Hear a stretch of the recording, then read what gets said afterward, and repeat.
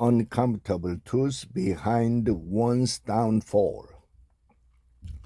South Korea's won has spent the past several years on a steady downward drift, losing ground not only against the US dollar but also against the currencies of many of its major trading partners.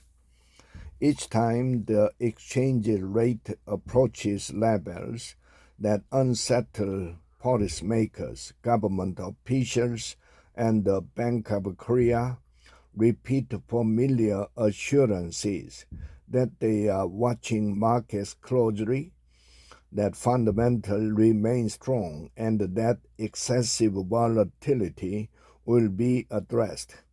Occasionally, authorities step in to smooth fluctuation, yet despite these efforts, the currency continue to weaken, largely indifferent to official statement. This is neither an ordinary swing in market sentiment, nor does it resemble the temporary bouts of weakness that Korea has weathered in past global downturns. The persistent softness of the won today reflects a convergence of deeper factors, such as widening interest rate differential with the United States, sustained capital outflows from Korean institutions and households, a slowing domestic economy, episode of political volatility, and a more cautious instance among global investors toward Korea's future. Each force is influential on its own. Together, they have reshaped the balance of expectation that underpin the currency. The most visible of these forces is the growing divergence in monetary policy.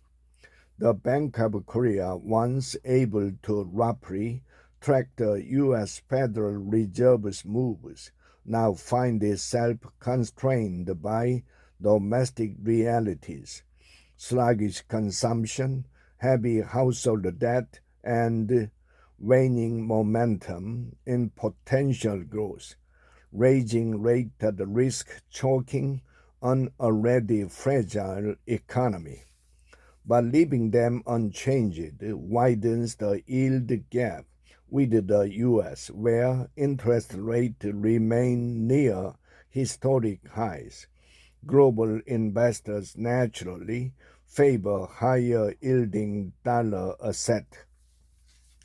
Korean institutions do the same, expanding their overseas portfolios in search of better returns.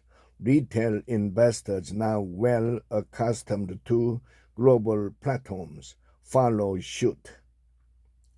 Thus, outward flow of capital create a persistent demand for dollars and, in turn, a structural depreciation bias for the won.